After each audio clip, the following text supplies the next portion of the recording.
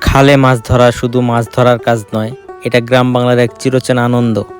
বর্ষার পানিতে যখন খালগুলো পানিতে ভরে ওঠে, তখন জেলে কিংবা গ্রামের মানুষ জাল, ছিপ বা বিভিন্ন দেশীয় উপায়ে মাছ ধরতে বের হয়। খালের স্বচ্ছ পানিতে মাছের চলাফেরা, জালের টান আর মাছ ওঠার মুহূর্ত সব কিছুতে যেন থাকে আলাদা রোমাঞ্চ। খালে মাছ ধরতে গেলে প্রকৃতির কাছাকাছি যাওয়া যায়। চারপাশে সবুজ গাছপালা, পানির ঢেউ আর পাখির ডাক সব মিলিয়ে তৈরি হয় সুন্দর এক গ্রামীণ পরিবেশ। আর নিজের হাতে ধরা তাজা মাছ দিয়ে পরিবারের সবাই মিলে খাওয়ার আনন্দটাও একেবারে আলাদা। বর্ষাকালে যখন বৃষ্টি ও নদ নদীর পানিতে খালগুলো পানিতে ভরে ওঠে, তখন খালের পানিতে বিভিন্ন ধরনের দেশি মাছের আনাগোনা দেখা যায়। ওই সময় গ্রামের মানুষ অনেকেই মাছ ধরার জন্য খালের পাড়ে ছুটে যান।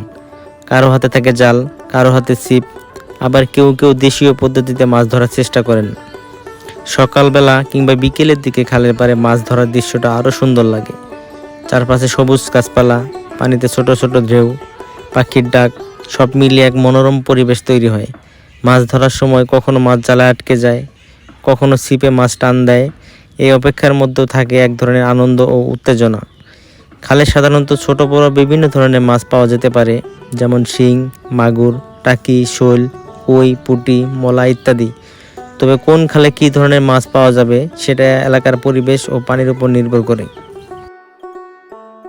মাছ ধরার আনন্দ শুধু মাছ পাওয়ার মধ্যেই সীমাবদ্ধ নয়। গ্রামের অনেক মানুষের কাছে এটি অবসর কাটানোর একটি সুন্দর উপায়। বন্ধুবান্ধব বা পরিবারের সদস্যদের সঙ্গে একসঙ্গে খালে মাছ ধরতে যাওয়া, গল্প করা এবং মাছ পাওয়ার পর আনন্দ করা এসব গ্রামীণ জীবনের খুব পরিচিত মুহূর্ত। আর খাল আমাদের প্রকৃতি ও জীববৈচিত্র্যের জন্যও গুরুত্বপূর্ণ। তাই মাছ ধরার সময় ছোট মাছ ও জলজ প্রাণী সংরক্ষণ করা ও অবৈধ বা ক্ষতিকর পদ্ধতি ব্যবহার না করা উচিত। খাল পরিষ্কার রাখা এবং পানিতে ময়লা আবর্জনা না ফেলার ব্যাপারেও আমাদের সচেতন হতে হবে। আমি আজকে চলে আসছি এমন একটি ভিডিও নিয়ে, যেখানে খালে মাছ ধরার ভিডিওটি খুব চমৎকারভাবে দেখানোর চেষ্টা করব। আজকে যে মাছ ধরার পদ্ধতিটি দেখতে পাচ্ছেন, এটি মূলত খালের পাড়ে বাঁধ দেওয়া হয়। দুই পাশে বাঁধ দিয়ে পানি আটকানো হয় এবং পানি সেকে এখান থেকে মাছ ধরা হয়।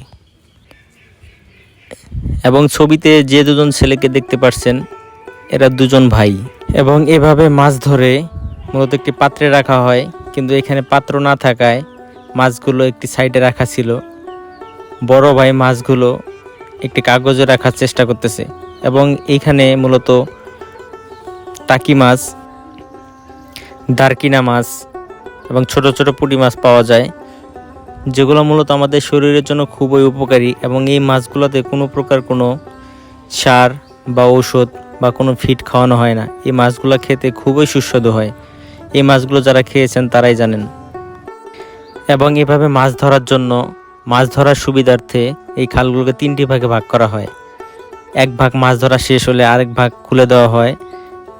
এই যেমন দেখতে পাচ্ছেন, এক ভাগে মাছ ধরা শেষ হওয়ার পর আরেকটি খুলে দেওয়া হয়েছে, যাতে এই পাশে পানিটা ওই পাশে চলে যাওয়ার পর এখান থেকে মাছ ধরা যায়। এবং যে ডালপালাগুলোকে সরাতে দেখছেন, এগুলোকে মূলত গ্রাম্য ভাষায় কাঁঠাল বলা হয়। এগুলো দেওয়ার কারণ হচ্ছে, এগুলো দিলে এখানে মাছ জমে থাকে এবং মাছগুলো এখান থেকে অন্য কোথাও যায় না। এখন কিছুক্ষণ অপেক্ষার পালা, কারণ পানি চলে যাওয়ার পর এখান থেকে মাছ ধরতে হবে। পানি একটু বেশি থাকার কারণে এখানে মাছ ধরা সম্ভব নয়, তাই একটু অপেক্ষা করতে হবে। এই যে পানি নড়তে দেখা যাচ্ছে, তার মানে এখানে পুঁটি, দারকিনা